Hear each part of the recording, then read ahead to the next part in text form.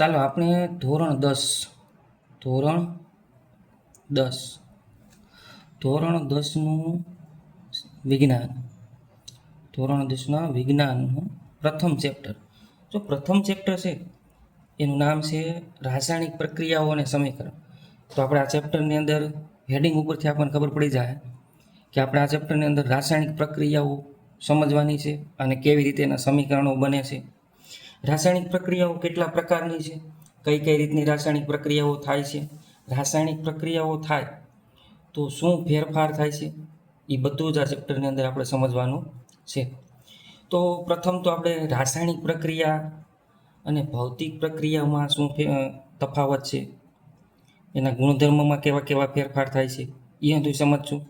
પછી રાસાયણિક પ્રક્રિયાના પ્રકાર જોશું. એવી રીતે આપણે ચેપ્ટરમાં આગળ વધશું.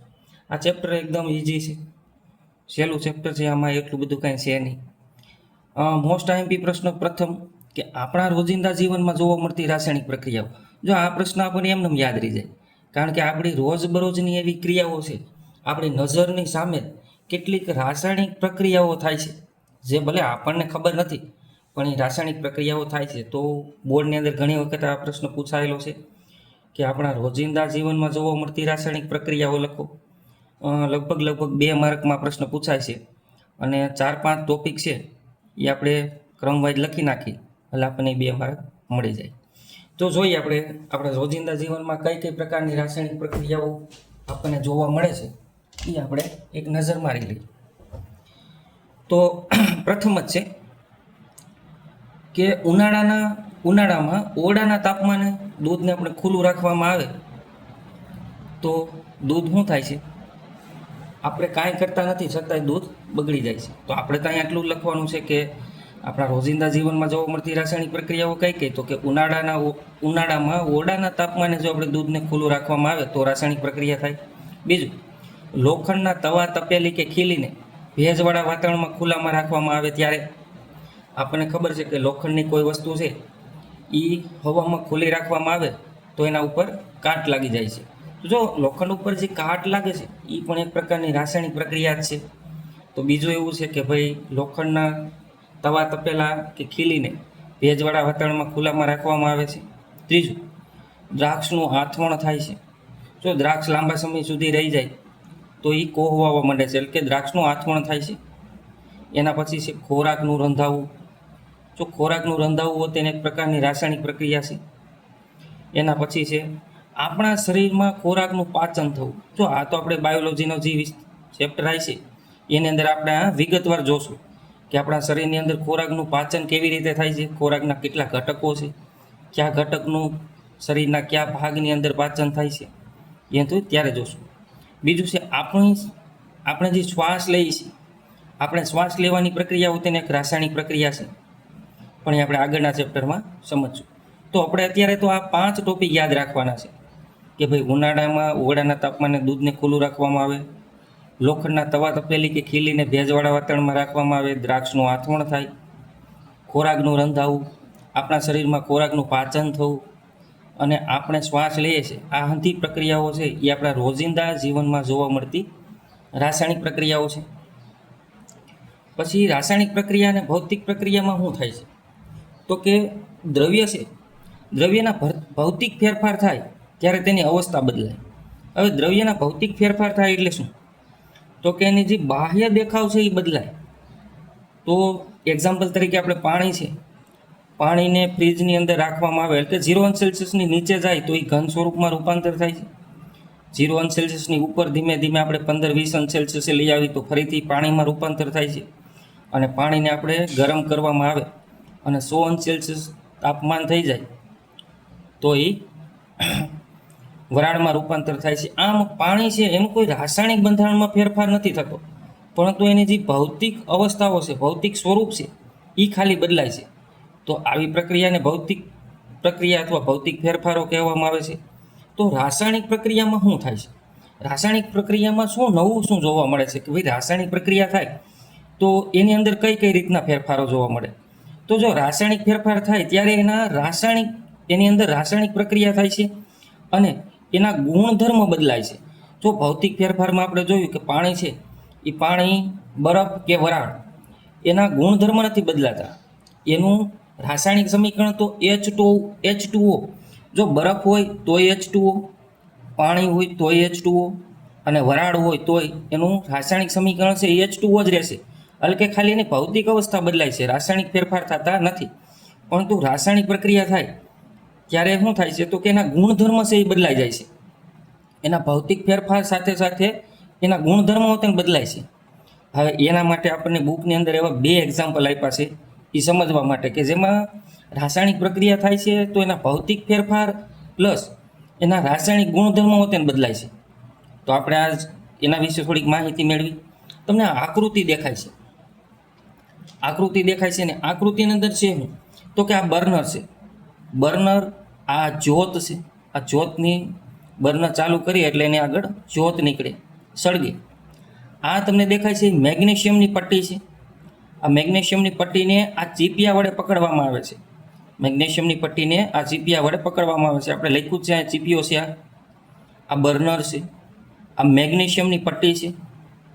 આ શું છે? મેગ્નેશિયમની પટ્ટી. આપણે લખી નાખીએ. આ છે મેગ્નેશિયમની પટ્ટી. આવી રીતે ચીપિયામાં મેગ્નેશિયમની પટ્ટીને રાખી અને બર્નર વડે ગરમ કરવામાં આવે તો અહીંયા નીચે આપણે જોઈએ તો આ વોચ ગ્લાસ એટલે એક પ્રકારની રકાબી જેવું હોય છે. એની અંદર મેગ્નેશિયમની પટ્ટીને આપણે ગરમ કરી અથવા સળગાવી તો એ ગરમ થઈ અને મેગ્નેશિયમ ઓક્સાઇડ શેમાં તો કે મેગ્નેશિયમ ઓક્સાઇડમાં રૂપાંતર થાય છે. તો આખી પ્રક્રિયા આપણે વિગતવાર જોઈએ. જો મેગ્નેશિયમની પટ્ટીને હવામાં સળગાવી અને એ મેગ્નેશિયમ ઓક્સાઇડને વોચ ગ્લાસમાં એકઠો કરો. જો અહીંયા જે આપણને મેગ્નેશિયમની પટ્ટી સળગે છે એની અંદર એના લીધે એનો પાવડર બની જાય છે મેગ્નેશિયમ ઓક્સાઇડ. એ આ વોચ ગ્લાસની અંદર આપણે એકઠો કરી. તો હવે થાય છે હું રાસાયણિક પ્રક્રિયા કેવી રીતે થાય છે એ જોઈ. તો જો મેગ્નેશિયમની પટ્ટીને આપણે સળગાવીને તો એ જગારા મારતી સફેદ જ્યોત, જો આ પરીક્ષામાં ઘણી વાર પૂછાયું કે મેગ્નેશિયમની પટ્ટીને આપણે સળગાવવામાં આવે તો એ કેવી જ્યોત સાથે સળગી ઉઠે છે, તો સફેદ જ્યોત સાથે સળગી ઉઠે છે અને સફેદ પાવડરમાં પરાવર્તિત થાય છે, એટલે કે રૂપાંતર થાય છે. આ મેગ્નેશિયમ અને ઓક્સિજન વચ્ચે રાસાયણિક પ્રક્રિયા થઈ અને મેગ્નેશિયમ ઓક્સાઇડ બને છે. મેગ્નેશિયમ અને ઓક્સિજન વચ્ચે રાસાયણિક પ્રક્રિયા થઈ અને મેગ્નેશિયમ ઓક્સાઇડ બને છે. જો એનું રાસાયણિક સમીકરણ મેં લખેલું છે, તમને બતાવું. અહીંયા જોઈ, આ મેગ્નેશિયમની પટ્ટી છે. આ મેગ્નેશિયમની પટ્ટી સોલિડ ફોર્મમાં છે અને ઓક્સિજન હવામાં હોય, ગેસમાં હોય. તો મેગ્નેશિયમની પટ્ટીને ઓક્સિજન સાથે સળગાવવામાં આવે તો મેગ્નેશિયમ ઓક્સાઇડ એટલે કે MgO બને છે. જો આ સમીકરણ છે એ સંતુલિત નથી, પણ આપણે આગળના ભાગમાં જોશું કે રાસાયણિક સમીકરણને આપણે સંતુલિત કેવી રીતે કરવા. એકદમ ઇઝી છે રાસાયણિક સમીકરણને સંતુલિત કરવા. પણ અત્યારે ખાલી આપણે સમજી કે ભાઈ મેગ્નેશિયમની પટ્ટીને હવાની હાજરીમાં અથવા ઓક્સિજનની હાજરીમાં ગરમ કરવામાં આવે અથવા સળગાવવામાં આવે તો એ મેગ્નેશિયમ ઓક્સાઇડમાં રૂપાંતર થાય છે. હવે જોઈએ તો અહીંયા સોલિડ ફોર્મ છે મેગ્નેશિયમનું, આ ગેસ ફોર્મમાં છે અને આપણને જે કાંઈક નિપજ મળે છે એ મેગ્નેશિયમ ઓક્સાઇડ જો એના ભૌતિક ફેરફાર અને રાસાયણિક ફેરફાર બંને થાય છે. અહીં ધાતુ છે, ઓક્સિજન અધાતુ છે અને અહીંયા આપણને એનું સમીકરણ મળે છે, મિશ્રણ મળે છે, નિપજ મળે છે. તો આગળ જોઈએ કે ભાઈ મેગ્નેશિયમની પટ્ટીને આપણે હવામાં સળગાવવામાં આવે તો ઝગમગારા મારતી સફેદ જ્યોત સાથે સળગે છે અને મેગ્નેશિયમ ઓક્સાઇડનો પાવડર મળે છે. જો આ ચેપ્ટર છે આની અંદરથી તમને નાના પ્રશ્નો MCQ ટાઈપ 1 માર્કના એવા પ્રશ્નો આવે છે. જે આગળ એવા 2 માર્કમાં પ્રશ્ન પૂછાય ત્યારે હું તમને કહી કે આવા પ્રશ્નો છે એ 2 માર્કની અંદર પૂછાય છે. બાકી આવી રાસાયણિક પ્રક્રિયાઓ છે તો રાસાયણિક પ્રક્રિયાની વ્યાખ્યાઓ છે, એના સૂત્ર છે, નાની વસ્તુઓ પૂછાય છે. એટલું બધું કાંઈ અઘરું પૂછાતું નથી. જો બાળકોને રસાયણ વિજ્ઞાનની અંદર તકલીફ થતી હોય કે આમને સમજાતું નથી, યાદ રહેતું નથી, પણ આમાં એટલું બધું યાદ નથી રાખવાનું. આમાં નાના પ્રશ્નો છે એ પૂછાય છે અને મોટા પ્રશ્ન અમુક પૂછાય છે. એ આપણે જોઈ લઈશું કે કઈ ટાઈપના મોટા પ્રશ્નો પૂછાય છે. હવે આપણે મેગ્નેશિયમનું એક એક્ઝામ્પલ જોઈ લીધું. હવે આપણે એક બીજું એક્ઝામ્પલ જોઈએ. તો આપણે અહીંયા જોઈએ એક આકૃતિ છે. આ કોનિકલ ફ્લાસ્ક છે. આ કોનિકલ ફ્લાસ્ક છે એ કાચનો હોય છે. એની ઉપર અહીંયા એક રબરનું બૂચ લગાડેલું છે અને એક કાચની નળી જો અહીંયા તમને દેખાય. આ કાચની નળી છે એ બંને ભાગ ખુલ્લા હોય એ રીતની હોય છે. હવે આવી રીતે કોનિકલ ગ્લાસની અંદર એક બૂચ ફિટ કરવામાં આવે છે, એની ઉપરથી બૂચની અંદર વચ્ચે એક કાચની નળી ફિટ કરવામાં આવે છે. હવે આ તમને જે દ્રાવણ દેખાય છે, આ દ્રાવણ આપણે પ્રયોગ કરી તેમાં કાં H2SO4 એટલે કે સલ્ફ્યુરિક એસિડ અથવા HCl એટલે કે હાઇડ્રોક્લોરિક એસિડ, બેમાંથી તમે કોઈ પણ લઈ શકો. આની અંદર આપણે H2SO4 એટલે કે સલ્ફ્યુરિક એસિડ અથવા હાઇડ્રોક્લોરિક એસિડ આની અંદર ભરવાનું છે. હવે એની અંદર આપણે દાણાદાર ઝીંક એટલે ઝીંકના નાના નાના ટુકડા છે એ એની અંદર આપણે એડ કરવાના છે. હવે આપણે જોઈએ આકૃતિમાં દર્શાવ્યા પ્રમાણે કોનિકલ ફ્લાસ્કમાં મંદ સલ્ફ્યુરિક એસિડ અથવા H2SO4નું દ્રાવણ લઈ અને તેમાં શું કરવાનું છે તો કે દાણાદાર ઝીંક ઉમેરવામાં આવે તો તેમની વચ્ચે રાસાયણિક પ્રક્રિયા થઈ અને આપણને H2 વાયુ જોવા મળે છે અથવા H2 વાયુ બને છે. તો હવે H2 વાયુ બને છે એ આપણને અહીંથી આ નળી છે, જે કાચની નળી છે, જે બંને ભાગ ખુલ્લા છે, અહીંથી આપણને H2 વાયુ છે એ બહાર નીકળતો દેખાય નહીં વાયુ, પણ આપણે અમુક એવા પ્રયોગો છે એના દ્વારા આપણને ખબર પડે કે ભાઈ અહીંથી હાઇડ્રોજન વાયુ ઉત્પન્ન થાય છે. એવા પ્રયોગો પણ આપણે આગળ જોશું. તો અહીંથી એક પ્રકારની રાસાયણિક પ્રક્રિયા થાય છે કે H2SO4 અથવા HClની હાજરીમાં કોનિકલ ફ્લાસ્કમાં આપણે દાણાદાર ઝીંક ઉમેરવામાં આવે તો એની અંદર હાઇડ્રોજન વાયુ ઉત્પન્ન થાય છે. તો જો આ એક પણ રાસાયણિક પ્રક્રિયા છે. તો આવી રીતે આપણે આ શરૂઆતની અંદર મેગ્નેશિયમની પટ્ટીને હવામાં સળગાવવામાં આવે તો મેગ્નેશિયમ ઓક્સાઇડમાં રૂપાંતર થાય છે, અને એક કોનિકલ ફ્લાસ્કની અંદર મંદ સલ્ફ્યુરિક એસિડ અથવા હાઇડ્રોક્લોરિક એસિડની અંદર ઝીંકના દાણાદાર ટુકડા ઉમેરવામાં આવે તો આપણને હાઇડ્રોજન વાયુ મુક્ત થાય છે. આ બે પ્રકારની આપણે રાસાયણિક પ્રક્રિયાઓ જોઈ. હવે રાસાયણિક પ્રક્રિયા થાય તો એમાં કેવા ફેરફાર થાય છે એ જોઈએ આપણે. તો જો રાસાયણિક પ્રક્રિયા થાય તો એની અંદર કંઈક ફેરફાર થતા હોય તો કેવા પ્રકારના ફેરફાર થાય છે તો આ યાદ રાખવાના છે આપણે. જો રાસાયણિક પ્રક્રિયામાં અવસ્થામાં પરિવર્તન આવે છે. અવસ્થામાં પરિવર્તન આવું એટલે તો કે ઘન, પ્રવાહી અને વાયુ આ 3 અવસ્થા છે. એમાંથી કદાચ ઘનમાંથી પ્રવાહીમાં અથવા પ્રવાહીમાંથી વાયુમાં આવી રીતે કોઈ પણ અવસ્થામાં રૂપાંતર થઈ જાય છે. તો એક અવસ્થામાં પરિવર્તન આવે, રંગમાં પરિવર્તન આવે છે. આપણે જોયું હતું કે મેગ્નેશિયમની પટ્ટીનો આપણે પ્રયોગની વાત કરી. મેગ્નેશિયમની પટ્ટી છે ને એનો રંગ કથ્થાઈ રંગનો હોય. મેગ્નેશિયમની પટ્ટીનો રંગ કથ્થાઈ રંગનો હોય, પણ જો એને બર્નરની મદદથી સળગાવી તો એ મેગ્નેશિયમ ઓક્સાઇડમાં જે રૂપાંતર થાય છે ને એ સફેદ રંગમાં થઈ જાય છે. તો આ પ્રયોગની અંદર આપણે જોયું કે શેમાં રૂપાંતર થાય છે તો કે રંગમાં પરિવર્તન આવે છે. અને આ પ્રયોગની અંદર આપણે જોઈએ છીએ કે અહીંયા દાણાદાર ઝીંક એ ઘન સ્વરૂપમાં છે અને મંદ સલ્ફ્યુરિક એસિડ અથવા HCl હાઇડ્રોક્લોરિક એસિડ છે એ પ્રવાહી સ્વરૂપમાં છે. આ બંને વચ્ચે રાસાયણિક પ્રક્રિયા થઈ અને આપણને જે હાઇડ્રોજન વાયુ મળે છે એ કયા સ્વરૂપમાં છે? વાયુ સ્વરૂપમાં છે. તો આ ઘન અને પ્રવાહી વચ્ચે રાસાયણિક પ્રક્રિયા થઈને આપણને કંઈક વાયુ સ્વરૂપમાં રૂપાંતર જોવા મળે છે. તો બે વસ્તુ તો આપણે જોઈ કે ભાઈ રાસાયણિક પ્રક્રિયા થાય તો અવસ્થા એટલે કે ઘનમાંથી વાયુમાં હોતી રૂપાંતર થઈ જાય અથવા પ્રવાહીમાંથી વાયુમાં રૂપાંતર થાય. બીજું, રંગમાં પરિવર્તન આવો તો મેગ્નેશિયમની પટ્ટી કથ્થાઈ રંગની હતી, એમાંથી મેગ્નેશિયમ ઓક્સાઇડમાં રૂપાંતર થયું તો સફેદ રંગમાં પરિવર્તન થયું. ત્રીજું, વાયુ ઉદ્ભવવું રાસાયણિક પ્રક્રિયા થાય તો એવું બની શકે કે વાયુ ઉદ્ભવે. તો એ વખતે આપણે આમાં જોયું કે ભાઈ રાસાયણિક પ્રક્રિયામાંથી આપણને હાઇડ્રોજન વાયુ મળે છે તો અહીંયા એક વાયુ ઉદ્ભવે છે. આગળ જોઈ તાપમાનમાં ફેરફાર થવો.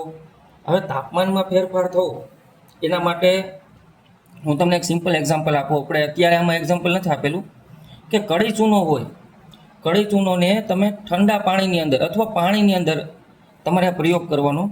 એક પાત્રની અંદર તમારે શું કરવાનું છે? પાણી લેવાનું છે. એક પાત્રની અંદર પાણી લેવાનું છે, એની અંદર આપણે કળી ચૂનો નાખવાનો. કળી ચૂનો જે બજારમાં સામાન્ય ચૂનો મળે છે દિવાલમાં કરવાનો, દિવાલની અંદર લગાડવાનો. એ ચૂનાનો પાવડર થોડોક નાખી દો, બરોબર છે. અને પછી તમે પાણીને નથી અડવાનું, પાત્રને તમે સ્પર્શ કરશો તો તમને ખબર પડી જાય કે પાત્ર છે એ સામાન્ય હતું એના કરતાં વધારે ગરમ થઈ જાય છે. તો આ એક રાસાયણિક પ્રક્રિયા છે, એમાં તાપમાનમાં ફેરફાર થાય છે. જો ઘણી બધી રાસાયણિક પ્રક્રિયાઓ છે જેના તાપમાનમાં ફેરફાર થાય છે, પણ આપણે એક્ઝામ્પલ તરીકે કળી ચૂનાને પાણીમાં નાખવામાં આવે તો તાપમાનમાં ફેરફાર થાય છે. તો આ એનું એક એક્ઝામ્પલ છે. આમ આપણે જોયું કે રાસાયણિક પ્રક્રિયામાં અવસ્થામાં પરિવર્તન આવવું, રંગમાં પરિવર્તન આવે છે, વાયુ ઉદ્ભવે છે કે હાઇડ્રોજન વાયુ ઉદ્ભવે છે, અને તાપમાનમાં પરિવર્તન આવે છે. જો આના આપણે ઘણા બધા આગળ પ્રયોગ હોય છે, પણ અત્યારે આપણે નથી આવેલું એટલે હું તમને એક્ઝામ્પલ સિમ્પલ આપું છું કે કળી ચૂનાને આપણે પાણીમાં નાખી તો પાણીનું ટેમ્પરેચર છે એ વધી જાય છે. પછી આપણે જે આ બે પ્રયોગો જોયા મેગ્નેશિયમની પટ્ટી અને ઓક્સિજનનું, એના આપણે થોડાક રાસાયણિક સમીકરણો ગુજરાતીની અંદર કઈ ટાઈપના છે તો રાસાયણિક સમીકરણોની વાત કરી તો જો મેગ્નેશિયમ પ્લસ ઓક્સિજનથી આપણને મળે છે શું તો કે મેગ્નેશિયમ અને ઓક્સિજનની વચ્ચે રાસાયણિક પ્રક્રિયા થાય અને આપણને મેગ્નેશિયમ ઓક્સાઇડ મળે છે.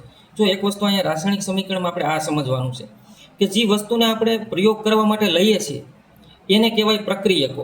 એને શું કહેવાય? પ્રક્રિયકો. અને પ્રક્રિયકો વચ્ચે પ્લસની નિશાની રાખવામાં આવે છે. આપણે જે કાંઈ પ્રક્રિયકો લેશું તો એની વચ્ચે પ્લસની નિશાની રાખવામાં આવે છે. અને હવે જે આપણને મળે છે આ રાસાયણિક પ્રક્રિયાને અંતે જે કાંઈ મળે છે એને આપણે નિપજ કહેવામાં આવે છે. એને શું કહેવામાં આવે? નિપજ. મેં જો LHH લખ્યું અને અહીંયા RHH, આ કહેવાય લેફ્ટ હેન્ડ સાઈડ એટલે કે ડાબી સાઈડ, અને આને કહેવાય જમણી સાઈડ. એ આપણે સમીકરણને સંતુલિત કરવાના થાય તો હું તમને સમજાવીશ કે ડાબી સાઈડ અને જમણી સાઈડ. જો આપણે હું આ બાજુ બેસું તો આ મારો ડાબો હાથ છે, આ મારો જમણો હાથ છે, તો ડાબા હાથ તરફ જે ભાગ આવે એને ડાબી સાઈડ કહેવાય અને જમણા બાજુ જે ભાગ આવે એને જમણી સાઈડ કહેવાય. અંગ્રેજીમાં લેફ્ટ હેન્ડ સાઈડ અને રાઈટ હેન્ડ સાઈડ. આ જે વસ્તુનો આપણે ઉપયોગ કરીએ એને પ્રક્રિયકો, અને જે વસ્તુ આપણને રાસાયણિક પ્રક્રિયાની અંતે મળે છે એને શું કહેવાય? નિપજ કહેવાય છે. હજી આ તમારે યાદ રાખવાનું છે કે તીરની નિશાની હંમેશા નિપજ તરફ જ હોવી જોઈએ. જો ભૂલથી તમે પરીક્ષામાં કે કોઈ પણ જગ્યાએ તીરની નિશાની પ્રક્રિયકો તરફ ન રાખતા. આ તીરની નિશાની છે એ રાસાયણિક પ્રક્રિયા થાય છે એવું બતાવે છે. આ રાસાયણિક પ્રક્રિયામાં આ તીરનો જે અણીવાળો ભાગ છે, અગ્રભાગ છે, એને નિપજ તરફ જ રાખવાનો છે. તો જો તીરનો અગ્રભાગ નિપજ તરફ રાખવામાં આવે છે. પ્રક્રિયકો વચ્ચે પ્લસની નિશાની, પ્રક્રિયકો વચ્ચે પ્લસની નિશાની રાખવામાં આવે છે. હવે આપણે જે રાસાયણિક સમીકરણ જોયું હતું કે મેગ્નેશિયમની પટ્ટીને હવામાં સળગાવવામાં આવે તો આપણને MgOL કે મેગ્નેશિયમ ઓક્સાઇડ મળે છે. આપણે આ વિડીયો અહીંયા સુધી રાખી. આગળ આપણે રાસાયણિક સમીકરણને સંતુલિત કેવી રીતે કરવું, એમાં શું શું વસ્તુ ધ્યાનમાં રાખવામાં આવે છે, કેવા પેરામીટર હોય છે, તો એકદમ સરળ છે. તો આપણે આગળના લેક્ચરમાં જોશું કે રાસાયણિક સમીકરણને આપણે સંતુલિત કેવી રીતે કરવું.